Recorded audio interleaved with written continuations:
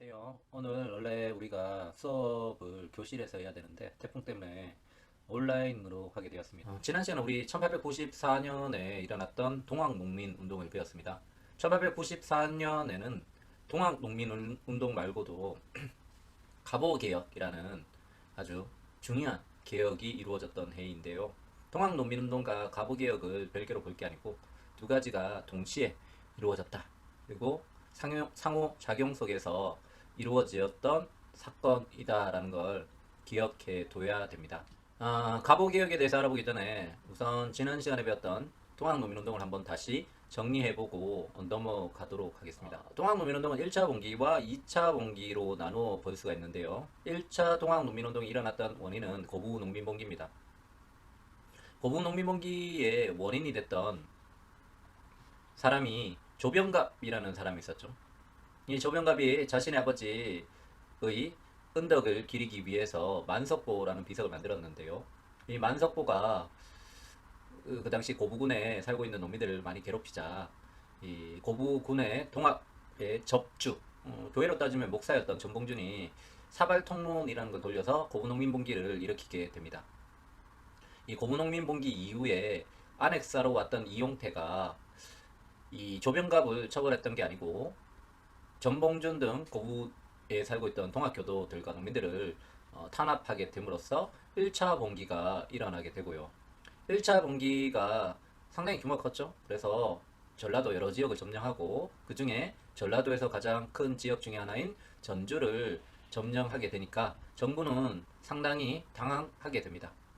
여러분들 이미 배웠듯이 갑신전변과 그 전에 있었던 이무군란 이후에 조선 정부는 청나라의 간섭을 받고 있었고 이 동학농민운동이 일어나자 역시 청나라의 도움을 요청하게 됩니다. 그런데 갑신전변 이후에 맺었던 텐진조약 기억나죠? 텐진조약에 따라서 청나라 군대뿐만 아니라 일본 군대도 조선에 오게 됩니다. 그에 따라 조선 정부와 동학농민군은 당황하게 되고 전주 하약의라는 걸 맺고 1차 봉기를 마무리 짓습니다. 이렇게 되면 당연히 우리나라에 와 있던 청가 일본 군대가 필요 없겠죠. 돌아갈 것을 요청했지만 일본군은 돌아가지 않고 오히려 경복궁을 점령하고 조선의 내정 개혁을 강요하게 됩니다. 이런 상황에서 아까 좀 돌아가서 1차 봉기 이후에 정부와 동학농민군은 전주하약을 맺고 나서 동학농민군은 직강소를 설치를 해서 패전개혁안을 실시를 했고 그 다음에 정부는 교정청이라는 기구를 만들어서 자주적 개혁을 추구하고 있었습니다. 그런데 아까도 말했듯이 일본이 경복궁을 점령하고 나서 내정개혁을 강요해서 정부는 이제 오늘 우리가 배우게 될 갑오개혁을 추진하게 됩니다. 그리고 교정청을 없애고 군국기무처라는 새로운 기구를 만들게 됩니다. 자, 이런 와중에 그 청나라는 일본이 이렇게 나가니까 이 항의를 하고 이러한 과정에서 일본의 기습 공격으로 청일전쟁이 일어난 그런 상황입니다. 자, 이러한 와중에 동학교도들은 또다시 2차 봉기를 일으키게 되고 2차 봉기의 목적은 뭐냐? 경복궁에 있던 고정을 구하기 위해서 서울로 진격하게 되는데 이 공주 우금치라는 곳에서 정부군과 일본군한테 패퇴하게 됨으로써 2차 봉기는 끝나게 됩니다. 이거까지가 우리가 지난 시간에 배웠던 내용이고요. 오늘은 우리가 갑오개혁에 대해서 알아본다고 그랬죠. 아까 일본이 경복궁을 점령하고 내정개혁을 강요해서 실시됐던 개혁이 갑오개혁인데요. 갑오개혁은 1차, 2차, 3차 세 번 실시가 됐습니다. 1차 갑오개혁을 1차 개혁, 2차 갑오개혁을 2차 개혁, 그 다음에 3차 개혁을 을미개혁이라고 합니다. 1894년에 두 차례 개혁이 있었고요. 3차 개혁은 을미년에 있었기 때문에 을미개혁이라는데 이 세 개의 개혁에 대해서 어떤 상황에서 실시됐고 그 다음에 어떤 개혁 내용이 있는지에 대해서 알아둘 필요가 있습니다. 통합농민군과 전자약을 맺고 교정청이라는 기구를 만들었는데요. 이 교정청은 1차 갑오개혁이 준비되면서 폐지되고 1차 갑오개혁의 개혁을 위해서 만들어졌던 기구가 군국기무처라는 겁니다. 이게 군국기무처 회의하는 모습입니다. 1차 개혁에 대해서 한번 학습지를 통해서 한번 정리를 해보겠습니다. 다 말했듯이 일본의 경복궁 침범 이후에 이제 교정청이 폐지되고 군국기무처가 설치됨으로써 이제 개혁이 추진되게 됩니다. 지난 시간에 이제 갑신전변을 얘기할 때 온건개혁파하고 급진개혁파가 있었다 그랬잖아요. 근데 갑신전변 이후에 1894년 10년 동안 개화 정책이 상당히 추진이 어려웠고 그 다음에 개화파가 활동하기 힘들었는데 이 가부개혁 때부터는 개화파들이 이제 참여를 많이 합니다. 특히 이 김홍집이라든지 어윤준 같은 원공개화파가 1차 개혁을 주도하게 됩니다. 아까 말했듯이 가부개혁은 일본의 강요에 의해서 실시가 됐지만 1차 개혁 같은 경우는 청일전쟁이 한참 진행되고 있기 때문에 일본이 이 가부개혁에 간섭을 좀 적게 했고 자주적인 개혁이 추진됐다 라는 걸 좀 알아두면 될 것 같습니다.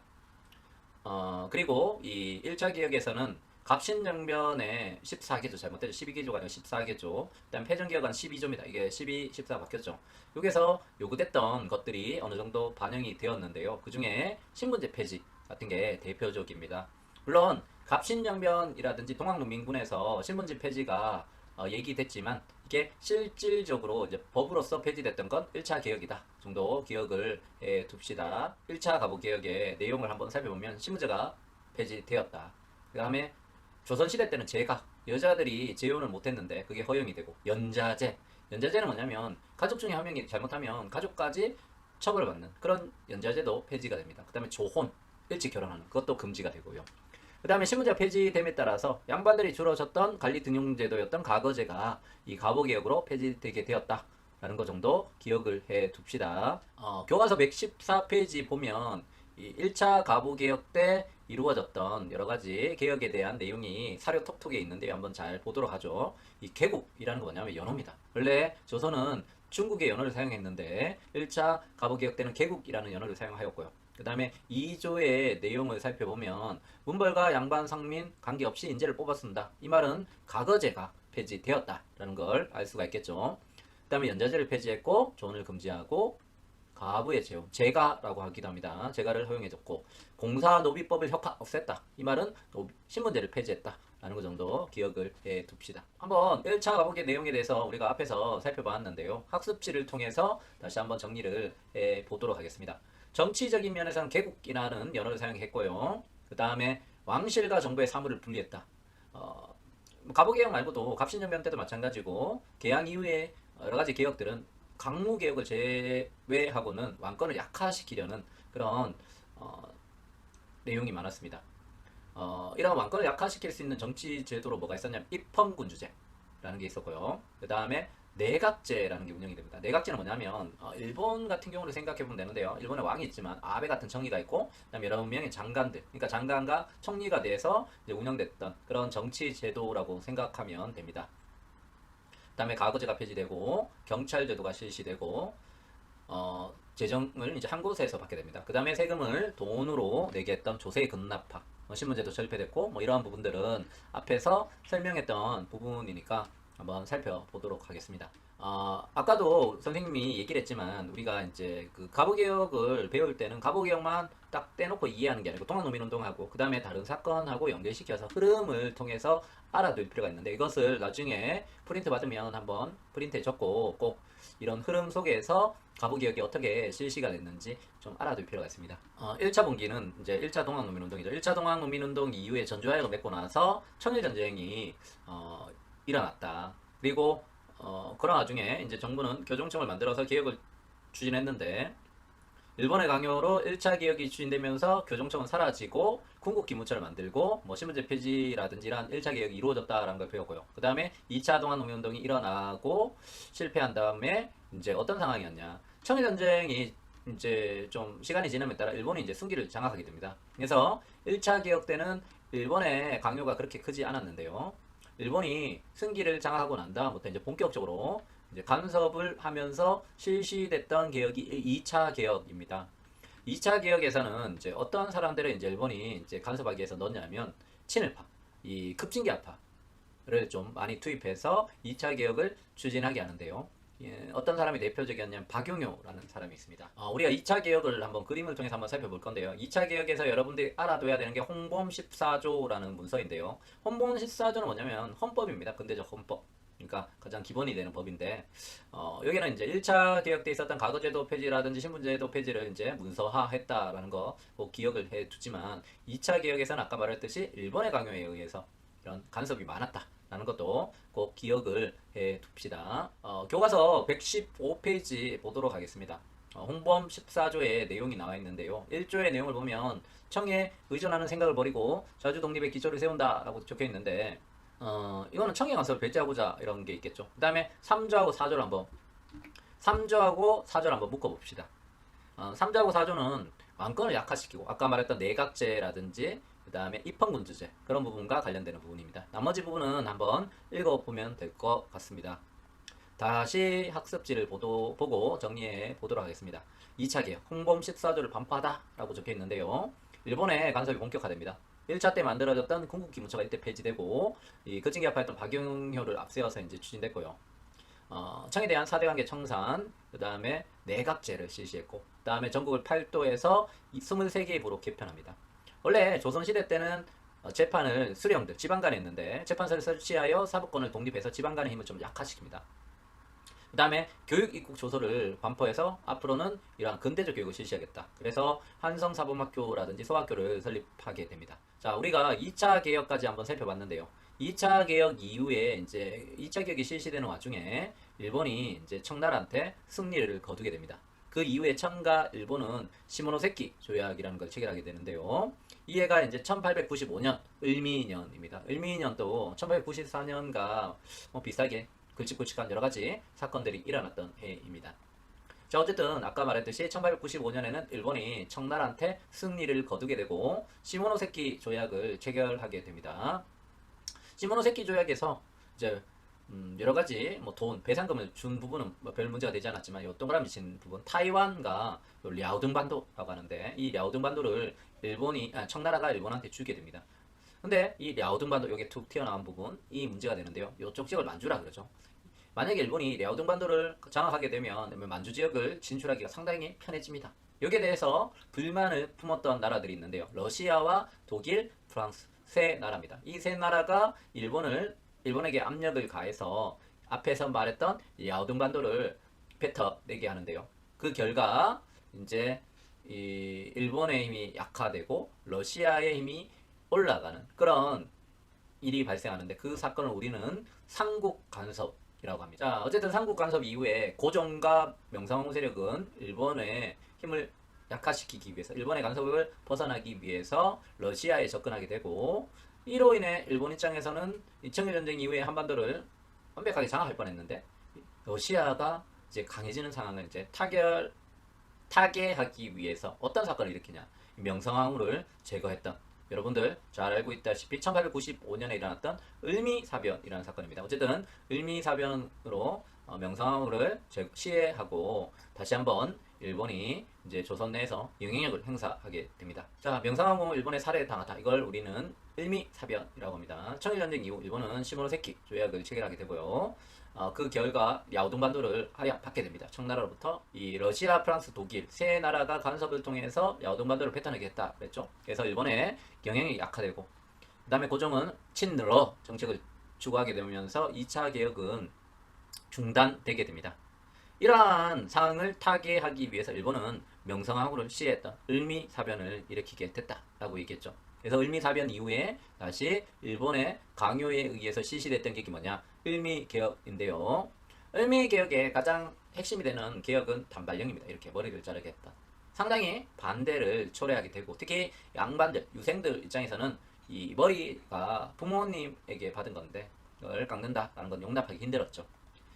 두 번째로는 이 양력을 사용하게 됐습니다. 원래는 조선시대 때 음력을 사용했는데 1895년 11월 17일을 양력 1896년 1월 1일로 바꿉니다.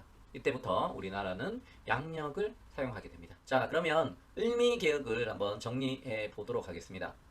명성황후를 시해, 즉 을미사변 이후에 6.1중 등 거친개혁파가 중심이 돼서 추진됐던 게 을미개혁이고요. 양력을 사용하고 아까 1차 개혁 때는 개국이라는 연어를 사용했는데 3차 때는 건양이라는 연어를 사용했고 단발령입니다. 단발령 실시했고 천연들을 예방하기 위해서 종두법을 실시하게 됩니다. 그 다음에 우편 우정천국이라고 해서 그 갑신전변 때 그 개국 축하하는 계기로 일어났죠. 그 이후에 우편 사물을 실시 못하다가 이때 이제 본격적으로 실시가 됩니다. 자, 그렇지만 이 을미개혁에 대한 반발이 되게 컸다고 했죠. 특히 을미사변과 더불어 을미사변과 단발 때문에 을미의병이라고 하는데 의병에 대해서는 의병할 때 좀 더 자세히 살펴보도록 하겠습니다. 고종 입장에서는 자기의 부인, 즉 명성하고가 이 경북에서 시해당했던 사건이 엄청난 충격이었겠죠. 그리고 고종 입장에서는 상당히 공포감에 질렸다고 합니다. 이때 고종에게 접근했던 나라가 어떤 나라냐? 러시아입니다. 러시아가 접근을 해서 우리가 이제 보호해주겠다. 그래서 고종이 1896년 러시아 공사관으로 피시하는 아간파천이라는 게 일어나는데 결과적으로 신변의 안전을 보장받고 일본의 힘이 약화됐지만 조선의 이런 국제적인 그런 것은 상당히 위축되는 그런 결과를 초래하게 됩니다. 우리가 지금까지 갑오 을미개혁의 이제 여러 가지 이제 내용들을 살펴봤는데요. 의의하고 한계를 한번 마지막으로 정리해 보겠습니다. 우선 갑신전면이라든지 그런 개혁 내용과 통합농민군이 요구했던 여러 가지가 반영되었는데요. 그 중에 대표적인 게 신분제가 폐지됐다. 그래서 평등 사회로 나갈 수 있는 기틀을 마련했고요. 그 다음에 내각 중심, 즉 입헌군주제를 추진하다 보니까 왕권을 좀 약화시킬 수 있었다. 하지만 일본의 강요로 실시됐다라는 게 한계고요. 또 갑신전면과 마찬가지로 민중의 지지를 받지 못했다라는 것도 기억을 해 둡시다. 그 다음에 국방력 강화에도 상당히 약했다라는 것도 기억을 해 두죠. 자, 형사평가를 한번 같이 풀어보죠. 여러분 그 구글 거기에는 없을 건데 나중에 프린트 받으면 보면 있을 겁니다. 갑오개혁은 일본의 강요로 인하여 자율적으로 전개되지 못하였다. 아니죠. 1차 때는 이제 좀 어느 정도 추진됐다라고 얘기해줬죠. 그 다음에 갑오개혁에서는 자주성을 대외적으로 나타나게 전국 연합을 거냐. 갑오개혁 때는 개국을 생각했죠. 이것도 X입니다. 그 다음에 갑오개혁에서는 역사상 최초로 산별적 신분제도를 폐지했다. 맞습니다. 5죠.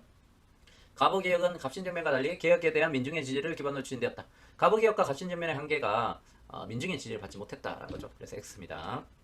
다음 갑오개혁에서 이루어진 개혁 중 갑신전면 당시 제기되었던 내용은 기억, 통합농민운동에서 주장된 내용은 니은으로 답하시오 했는데 청가의 정석적 관계를 청산하였다. 이거는 기억, 갑신전면. 그 다음에 국왕인 전제권을 제한하였다. 이것도 기억, 갑신전면. 신분제도를 폐지했다. 이거는 기억, 니은 둘 다 해당되죠. 그 다음에 가부의 개가가 제가죠. 제가가 허용하였다. 이것도 니은.